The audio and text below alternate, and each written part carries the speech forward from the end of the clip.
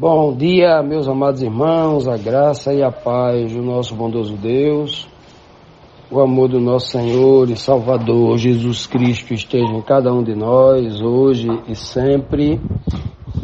Hoje, segundo dia da semana, vamos continuar estudando esta lição maravilhosa aqui do capítulo 14 de João, falando sobre Jesus Cristo, o nosso grande Consolador, o verdadeiro Consolador, que é Cristo, né? O único que experimentou ser igual a gente, que conhece a gente, cada um de nós, porque esteve na condição humana como ninguém, e só Ele poderia nos consolar, porque Ele sentiu a nossa dor física, Ele sentiu a nossa dor, as nossas dores emocionais, psicológicas, mentais, né? Ele passou por tudo aquilo que nós passamos, né? Então ninguém poderia consolar a cada um de nós com tanta precisão, com tanta perfeição quanto Ele. Ele é o grande Consolador, né? É o grande Consolador aqui do capítulo 14. Portanto, amados, e estamos aprendendo também que o capítulo 14 não é uma pregação isolada. O capítulo 14 é uma pregação que dá continuidade àquela discussão, aqueles ensinamentos que Cristo tem ali na ceia com os discípulos, né?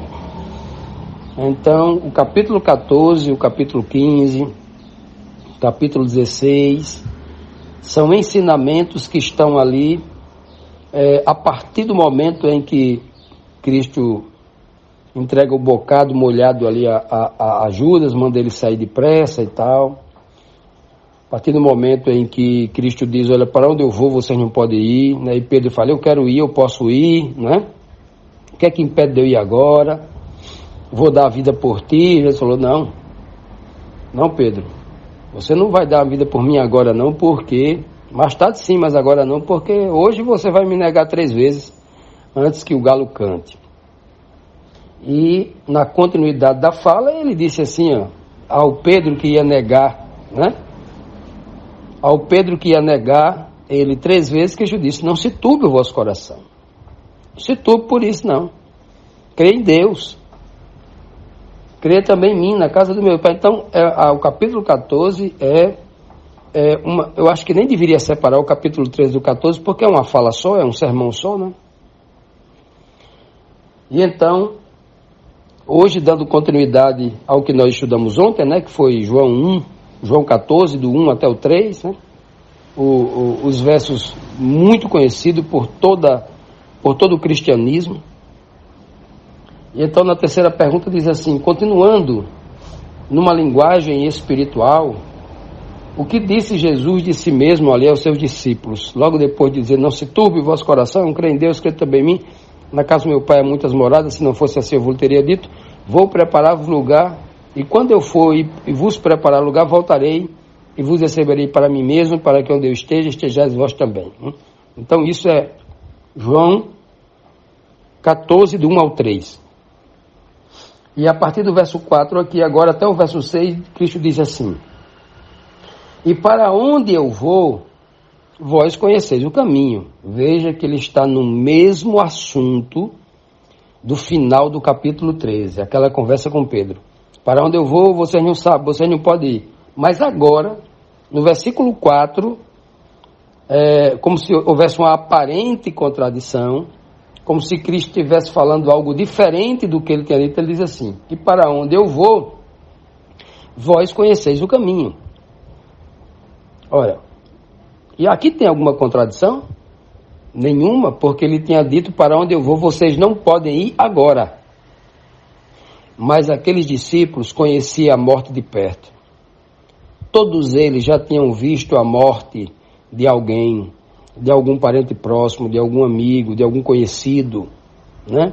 Isso, eles conheciam muito bem a dor da morte, o sofrimento, né? Então, quando ele disse, para onde eu vou, vocês conhecem o caminho, né? E aí ele continua a conversa, tal, aí depois faz uma pergunta para ele, ele responde, Jesus responde, né? para os discípulos. Aí. Vocês conhecem o caminho para onde eu vou. Aí ele vai e diz, olha, eu sou o caminho. Que coisa linda, né? Para onde eu vou, vós conheceis o caminho da morte. Agora, Cristo não é o caminho para a morte, ele é o caminho para a verdade e para a vida. Então, por isso que ele diz em seguida, o caminho que vocês precisam conhecer agora qual é? Eu sou o caminho e a verdade e a vida, ou eu sou o caminho para a verdade, para a vida, né? Ninguém vem ao Pai a não ser por mim, senão por mim. Veja que ele poderia dizer assim, ninguém vai, né? Mas como o Pai estava nele, como o Pai estava, Cristo era a perfeita habitação de Deus, Cristo era o templo santo em que Deus o Pai habitava, para que ele, Cristo, trouxesse o Pai até nós, tinha que ser num templo santo, porque este mundo inteiro estava em pecado. Só tinha um lugar em que Deus poderia habitar, era num templo santo perfeito, e este templo era a mente de Cristo, né, o corpo de Cristo, e aí Cristo era o templo santo, Cristo era a morada de Deus aqui na terra, foi a possibilidade que Deus encontrou para tocar a humanidade através das mãos de Cristo. Olha que coisa linda, né? Que coisa impressionante. É essa obra que Deus realizou através do seu Filho, o Santo Filho, né? O enviado, o nosso Senhor Jesus Cristo. E ele diz assim, eu sou o caminho. E até neste momento, quando ele diz eu sou o caminho, né? O caminho da verdade, o caminho que leva o homem até a vida. Deus é a fonte original de toda a vida, né? Veja bem claro, que ele diz bem claro aqui, ó, que o final do objetivo dele é apresentar o Pai. Ninguém vem ao Pai. Vem pelo caminho. A pergunta muito simples aí para qualquer pessoa que para meditar na palavra de Deus vai entender isso com muita clareza. O que é mais importante? É o caminho ou o destino? O caminho ou o final da jornada, onde está o seu destino? Né? O mais importante, eu não estou dizendo que o caminho não é importante. O caminho é muito importante. O caminho Jesus Cristo é um caminho pavimentado, é um caminho sem espinho, é um caminho sem pedra de tropeço, é um caminho sem armadilha, sem buraco. Então Cristo é este caminho. Mas como Cristo está aí revelando o Pai, ele vem aqui para revelar o Pai, conforme diz lá no capítulo 1 de João, versículo 18, né? O seu grande objetivo é revelar o Pai para a humanidade, já que o Pai foi separado da humanidade por culpa do homem, por culpa do pecado do homem, né? Isaías 59, 2. Então Cristo vem agora apresentar o Pai para promover o grande e lindo ministério da reconciliação. Ele vem trazer o Pai de volta, e o Pai tomou essa iniciativa de vir até os culpados, quando os culpados é quem deveria fazer, dar o primeiro passo nessa direção. E então aqui, quando Cristo diz, eu sou o caminho, olha só que coisa linda, ele diz, eu sou só o caminho.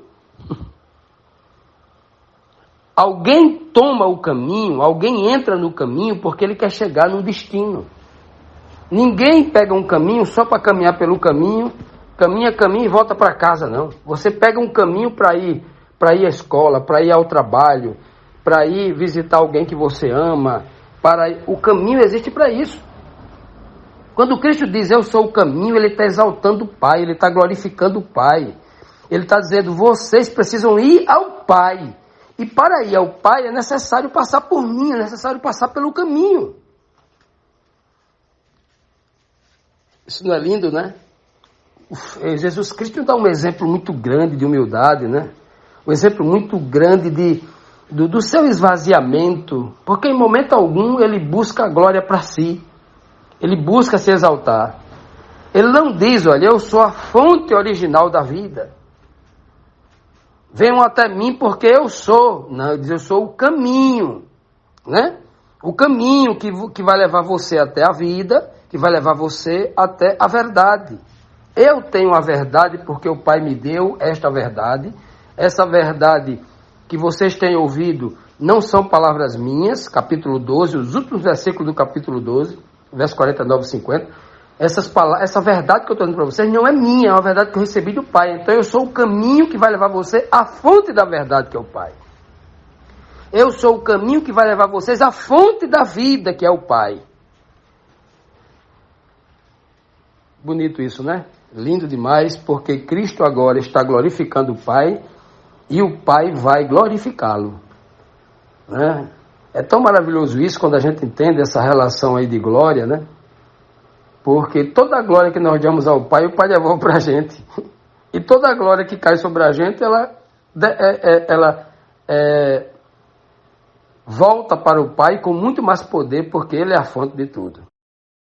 Continuando, meus amados, vamos aqui para a quarta pergunta, a segunda pergunta de hoje, da segunda-feira, que nos traz aqui mais um questionamento, né? Que conhecimento profundo os discípulos tinham ao conhecer Jesus Cristo?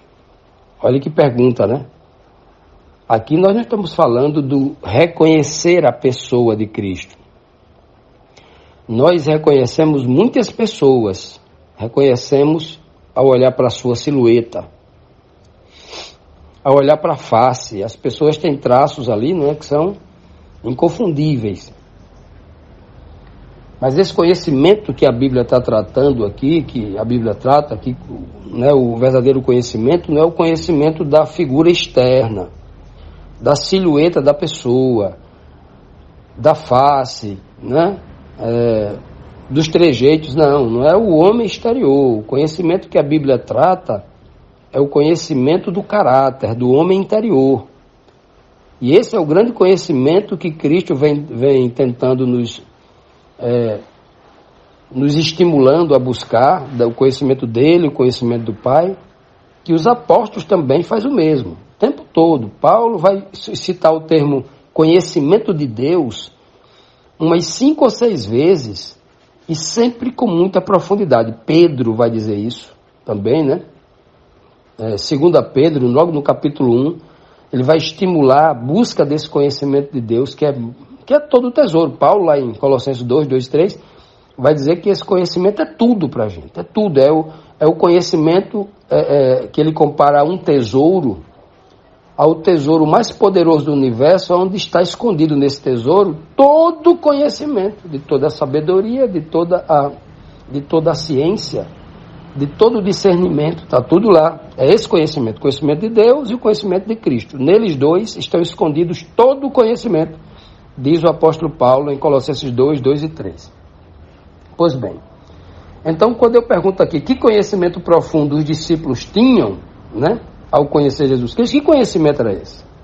14, verso 7 diz: se vós me conhecesseis, se vocês tivessem me conhecido, se vocês me conhecem de fato e de verdade, esse que ele está perguntando aqui, né? Se vocês me conhecessem a mim de fato, vocês também conhecerias a meu Pai. Vocês também teriam conhecido a meu Pai. Se vocês me conhecem com profundidade, também conhecem o Pai.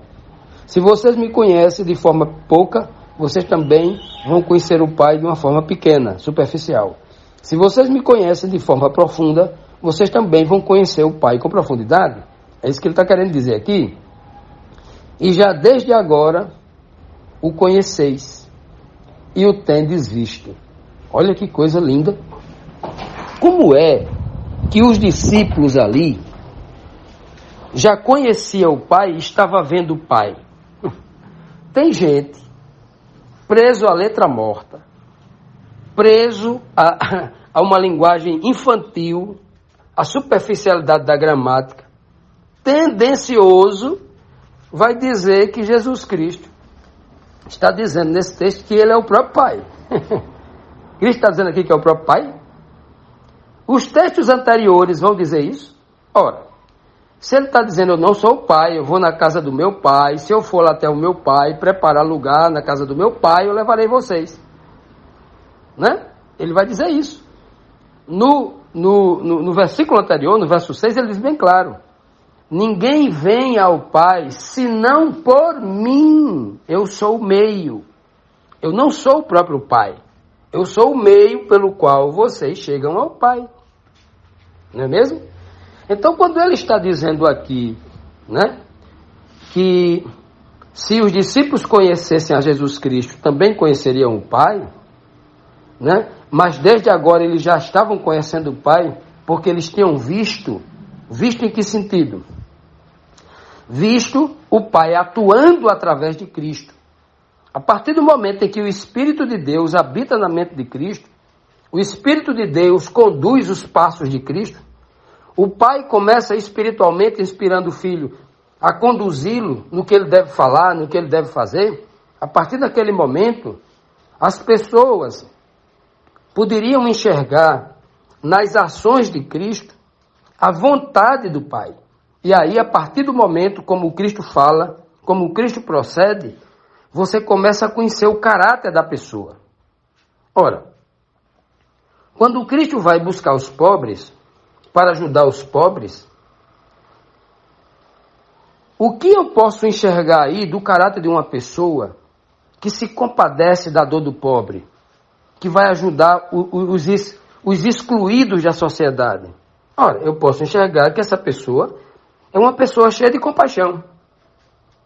Se Cristo tivesse ido aos ricos e poderosos políticos de Roma ou de Jerusalém, pedindo a eles muito dinheiro, fundando um grande templo, uma grande igreja, uma grande sinagoga, e começasse a pedir grandes fortunas em dinheiro, você poderia dizer que Cristo era um sujeito capitalista, era um sujeito que gostava de dinheiro, se Cristo chegasse e dissesse, olha, eu sou o Filho de Deus, eu sou a pessoa mais poderosa da terra, eu nasci assim, eu sou assim, eu era um ser glorioso, assim, assim, assim, e eu vim para cá.